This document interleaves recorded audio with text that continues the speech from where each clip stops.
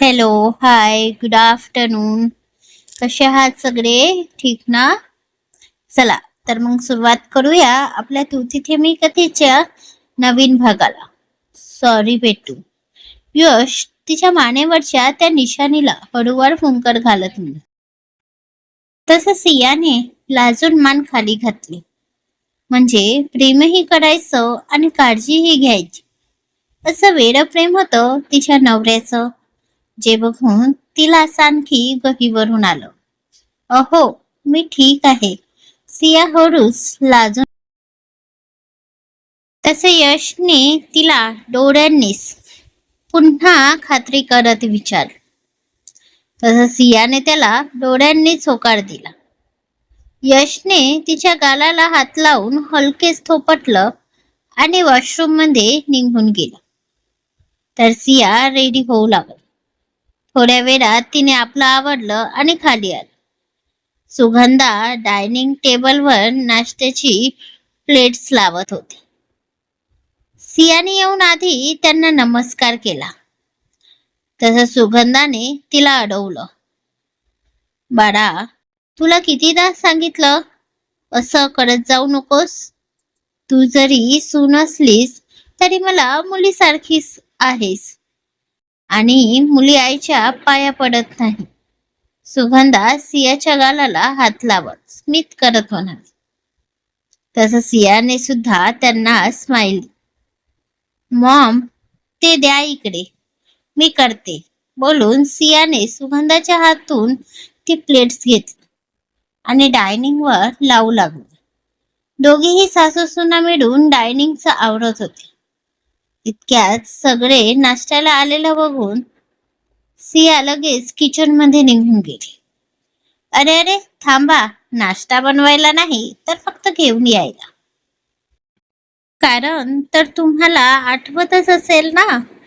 हो, आपल्या हिटलरने तिला वॉर्निंग जी दिली होती, म्हणून बिचारीने बनवायचं सोडूनच दिलं होतं. उगाच कशाला कुणाच्या पोटावर पाय द्यायचा ना. तशी समजूतदार होती आपली सिया आणि तितकीच हळवी सुद्धा. म्हणून तर सगळ्यांचं मन जपणं सुरू होतं तिचं. थोड्याच वेळात सगळे नाश्त्याला जम. यश सुद्धा आलेला बघून अक्षयची नजर आता सियाला शोधू लागली.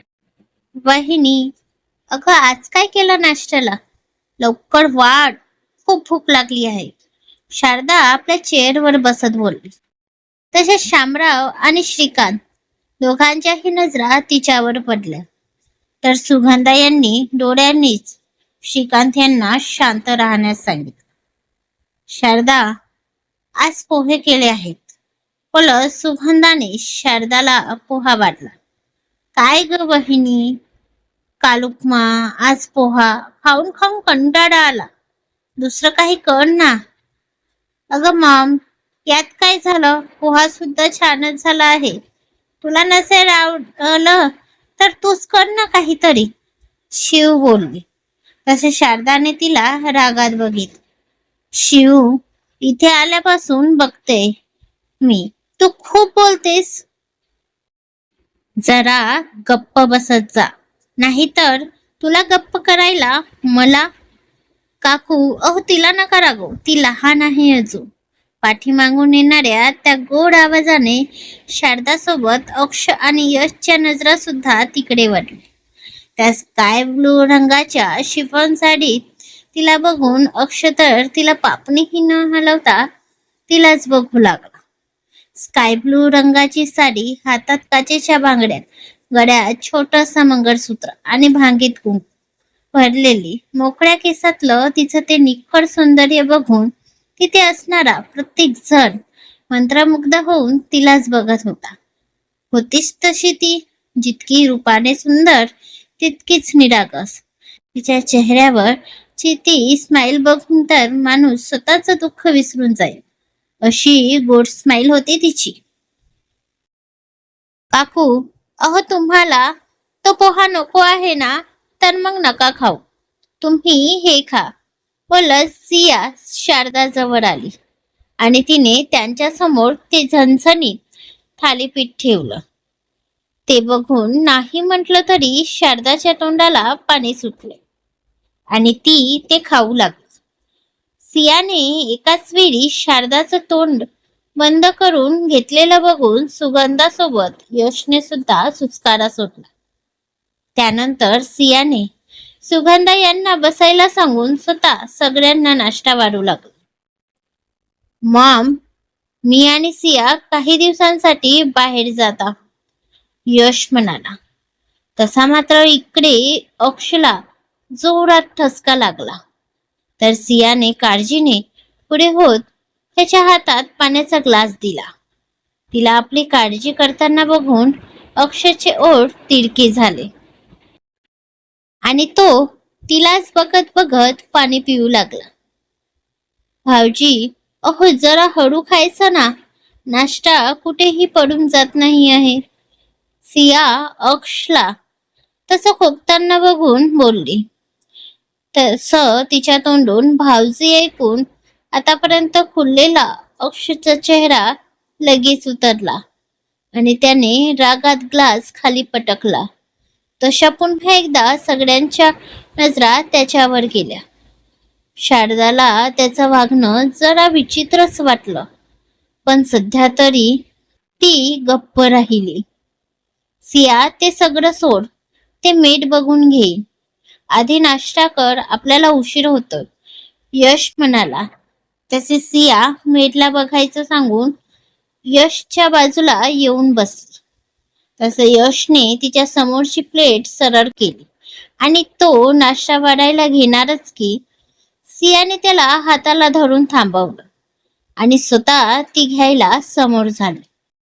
पण अचानक तिचे केस समोर आले आणि तिने ते अलगद मागे गेले. तशी तिची गोरी मान अक्षच्या समोर आली. त्यावरची यशच्या प्रेमाची निशाणी अक्षच्या नजरेतून सुटली नाही आणि रागात त्याची पकड आपल्या हातात असलेल्या फोक चमचावर घट्ट झाली. तो इतका रागात होता की त्याचे काटे त्याच्या हातात रुतल्याचे सुद्धा त्याला जाणवले नाही. अक्ष, अरे काय हे? शारदाच्या आवाजाने अक्ष भानावर आला. अक्ष, तू ठीक तर आहेस ना? येस मॉम, बोलून अक्ष रागातच तो नाश्ता गिळू लागला. अहो काय हे, तुम्ही सगळ्यांसमोर मॉमला असं बोलू कसं शकता? त्यांना काय वाटत असेल? सिया गाडीत बसतात हलकी चिरत बोलली. आता मी काय केलं बायको? यशने तिला चिडलेलं बघून लगेच म्हणाला. आता ते दोघे गाडीच्या मागच्या बाजूला बसले होते आणि आल्या आल्या मॅडमची चिडचिड सुरू होती.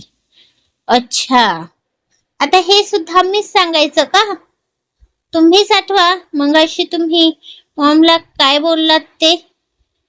सिया यशला बघत बोलली आणि तिने आपल्या मानेला एक झटका दिला. तसा तिचा तो गोड नखरा बघून यश गालात हसला. किर्लोस्कर निवास. अहो, मला तुमच्याशी महत्वाचं बोलायचं आहे, नंदा बाहेर जाणाऱ्या शामरावांना बघून बोलली. तसे शामरावांचे बाहेर जाणारे पाय थांबले आणि त्यांनी वरून नंदाला बघितलं. तशी त्यांची ती शांत पण गंभीर नजर बघून नंदाला धडकीच भरली. पण त्यांनी वेळेत स्वतःला सावरलं. बोला काय ते, आमच्याकडे जास्त वेळ नाही. शामराव तशाच रुबाबी आवाजात म्हणाले. या म्हाताऱ्याला जास्त सुरमी आली वाटतं, जेव्हा बघावं तेव्हा गुरगुरत असतो. नंदाने शामरावांना बघून मनातच बडबडून घेतले. बोलता की जाऊ आम्ही? शामराव पुन्हा बोलले. ते मला बोलायचं होतं, म्हणजे सांगायचं होतं की. नंदा अडखळत. काय सांगायचं होतं? शामराव नंदावर नजर रोखत. ते जर तुम्ही कांतला सुद्धा ऑफिस, म्हणजे बघा ना, तो घरी बसून तरी काय करेल, तितकंच त्याला बरं वाटेल आणि श्रीकांत सारखी त्याची सुद्धा मदतच होईल तुम्हाला. नंदाने कस तरी घाबरत घाबरतच आपलं बोलणं पूर्ण केलं आणि श्यामराव यांना बघू लागली. तर ते काहीच न बोलता निघून गेले. नंदा मात्र मागे रागात पाय आपटत राहिली. म्हातारा कुठला, खूपच अकड आहे याला. हा काही असा ऐकायचा नाही. दुसरं काहीतरी विचार करावा लागेल. आता जेव्हा सरळ बोटाने तूप निघत नाही म्हटल्यावर बोट तर वाकडं करावंच लागेल. नाहीतर शारदा बोलते तसा हा म्हातारा सगळं काही त्या श्रीकांत आणि यशच्या नावावर करून मोकळा होईल आणि माझी मुलं तोंडावर पडतील. आधीच बिचाऱ्यांवर ही वेळ आली आहे. नाही नाही, सिया आणि यश एकत्र कुठेच बाहेर जाऊ शकत नाही. यश बोलतोय म्हणजे नक्कीच त्याने मनात काहीतरी प्लॅन केला असेल.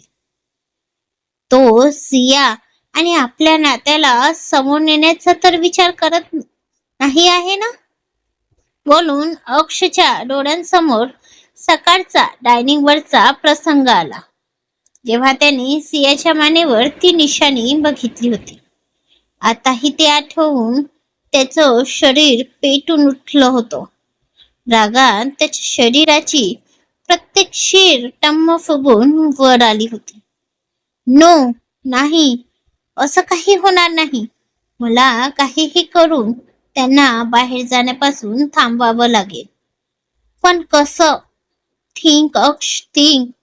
बोलून अक्ष तिथेच रागात फेऱ्या मारू लागला. ओ, आता माझ्या लक्षात आलं तू कशाबद्दल बोलतेस ते बायको. यश सियाचं चिडण्याचं कारण लक्षात येताच जोरात ओरडला. तशी सिया त्याला घुरू लागली. आता ती यशला जंगली मांजरीसारखीच भसली. मग तुम्हाला तसं बोलताना काहीच वाटलं नाही? सिया त्याला अजूनही नॉर्मल बघून म्हणाली. त्यात काय वाटायचं बायको? यश तसा सहज म्हणाला. तुम्ही असे कसे बोलू शकता? सियाला तर आता आपल्या नवऱ्याचं नवलच वाटलं.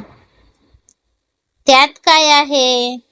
पुढच्या आठवड्यात मला बिझनेस मीटिंग साठी पुन्हा US ला जायचं आहे. तर विचार केला यावेळी एकटं जाण्यापेक्षा तुलाही सोबत घेऊन जाईन. तसंही मागच्या वेळी मी तुला म्हटलं होतं की यापुढे कधीही जाणार तर तुला सोबत घेऊनच जाणार, यश म्हणाला. तसा आता मात्र सियाचे डोळे मोठे झाले. तिने त्याच्या बोलण्याचा जो अर्थ काढला होता ते आठवून आता तिचे गाल गुलाबी होऊ लागले. यश तिरक्या नजरेने तिलाच बघत होता.